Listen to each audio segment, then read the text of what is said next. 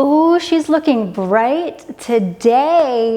Hey everyone, it's Asia Dang. Thank you so much for joining me on my channel. Can y'all believe it's April of 2021? Like, we're out of 2020 and we're almost halfway through the year already. Like, that's crazy. Today is another budget video where I recap what I spent, what is this about? What I spent last month, and if there's anything that I'm putting aside money for or expecting to spend this month. So let's just go ahead and get started. Please like, share, and subscribe if you like my content and want to see me more. Actually, not more. Once a week is just fine. Thank you. Home was 9%. Food was 7%. Dogs 2%. Equipment was 2%. Personal transportation and travel were all 1%. I donated 2%. Retirement fund 4%. Sinking funds 8%, and then down payment was a hefty 41% because, let's say it all together, Asia needs a house. So home for the month of March was interesting because not only does home for March include rent, but it also includes some little tchotchkes for home decor. I'm trying to get our apartment completely done by this month, so stay tuned for a home tour and an outdoor plant tour and all that stuff. But I spent a little bit of money, one on this chair from CB2 on a desk. Your girl isn't working on the floor anymore. She got a desk, so I'm a little bit more comfortable. Food, I think I mentioned in an IG live on my master plan IG that I was going on a cleanse, and I have been eating Clean LA, and I really like Clean LA because it's actual food, so it's not like a juice cleanse or whatever. It's just eating clean, and I felt like I was eating a lot of crap. I was ordering out, I was eating a lot of fried food, and it was really weighing me down and making me feel sluggish and just not my best. So I decided to go order food from Clean LA. I think it's pretty affordable for how much food they actually give me and the quality of food. Like, it is so good. For example, like Sakara Life is incredibly expensive. It's the food delivery that all like the Victoria's Secret models used to get before their runway shows. But they are so expensive.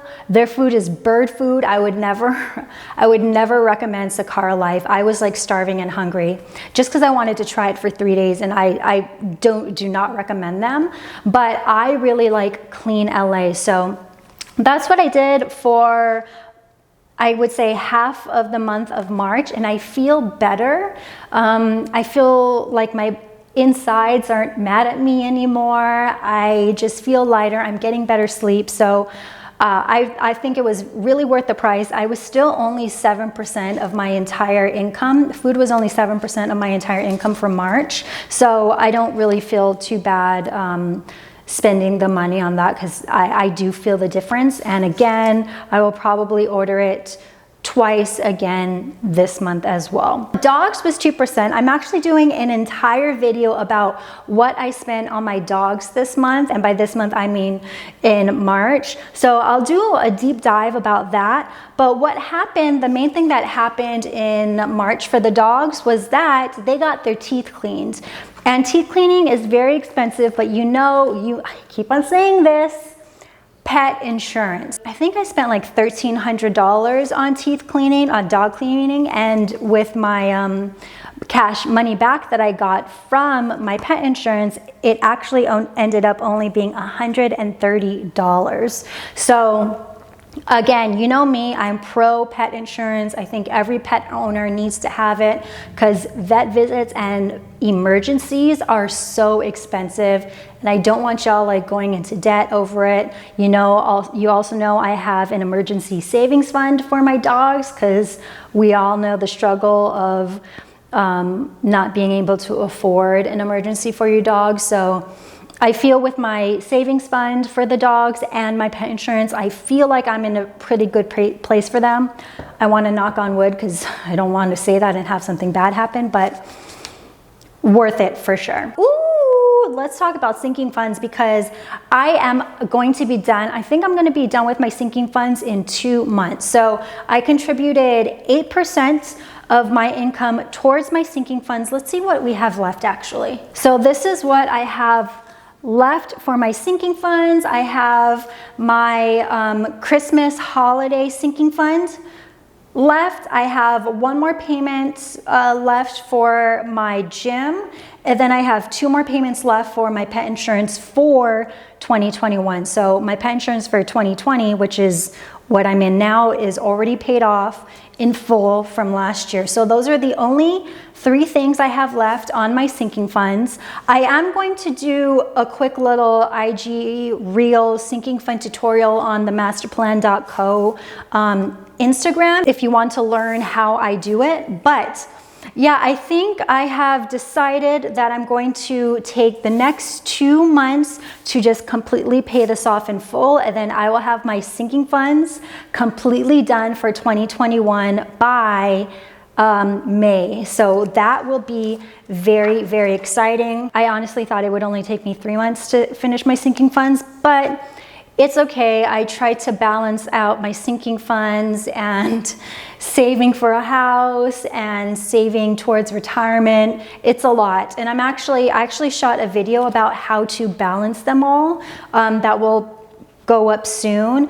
But, you know, it took me a little bit longer to complete my sinking funds, hoping to finish it by May. But, you know, I have other goals that I want to finish as well, or contribute to as well. So it's finding that balance of doing it all, which is kind of rough. And then for my financial goals, I contributed 4% of my income towards retirement, and then 41% towards a down payment. Yo, you know what happened in April is that I contacted a contractor just to kind of like get the vibe of what the whole process is if I wanted to renovate or build a house new in Houston, mind you.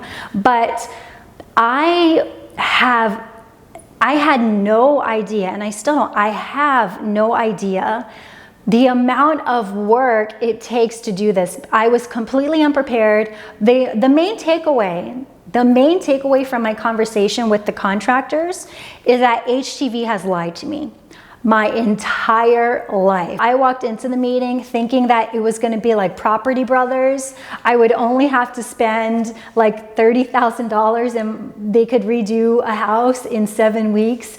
And they straight up said that HTV lies to you. That is totally unrealistic. The reason why they can renovate a kitchen for $20,000 on HGTV is because they cut corners and all that stuff. And a timeline like for 7 weeks is just completely impossible. And I mean, again, they were the only people I talked to, so maybe they weren't 100% telling me the truth, but also I believe them, you know, because it's TV, right?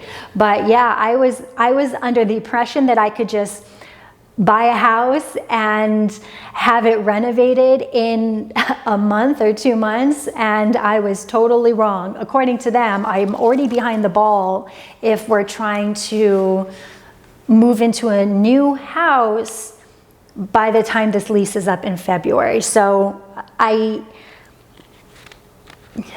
don't know if you have any experience renovating or even home shopping. Just comment down in the comment section what's the one thing that you learned through the whole process. We haven't really seriously started the process of home buying and looking for homes because I wanted to talk to them just to see like what a possible budget was going to be. You know, it made sense in my mind because again, the goal for me is I'm trying to save up $200,000 for a down payment, and I want to spend, you know, that would allow me a really hefty house if I wanted to put 20%, but I'm hoping to put more than 20%, which is why it's a lot. And another thing they told me is that if I were to take out a mortgage, the renovation budget is not part of that mortgage, and it's a completely different loan, and I didn't know that either. So now I'm trying to think in my head, like how much money should go towards a down payment, or how much of my down payment should should I keep aside towards renovations? Because I know for a fact that I'm going to make renovations to any house that we get in Houston, just because Brian and my needs are so specific that I know that they cannot be found in Houston. Like, I don't think I'm going to find a dance studio in a house in Houston. So those are things that I'm trying to consider. But I think the meeting, while it was very educational and informative to me, kind of freaked me out a little bit, because everything I thought I knew, I didn't know. So again, let me know in the comments about the biggest thing you learned on your house buying, renovating journey, because I don't really know what to do. That's basically it. I mean, there's nothing new to report. We're all doing the exact same thing every day as we did like for the past over a year. But I do want to take this time, if you are using the Master Plan Planner, to remind you to fill out your Q2 goals. Okay, I haven't done it myself. I'm still trying to think about what I want my Q2 goals to be. But this was my Q1 goals. I feel actually like I did really well on it. My Q1 goal was to kind of start a work schedule, because I have this, I have my master plan, and it was just getting really overwhelming to juggle everything. But I think I figured out a schedule that works really well, and that was my Q1 goal, and I focused on that. So I feel good. I feel good about it, and I'm trying to think of what a good Q2 goal will be for the next couple months. So again, if you're using the Master Plan Planner, please make sure to think about and fill out your Q2 goals. Anyways, that's it. Oh, taxes. I'm Asia Dang. Thank you so much for watching this video. I hope you all are doing well on your budget and taking steps towards accomplishing your financial goals. And I will see you all next video. Bye.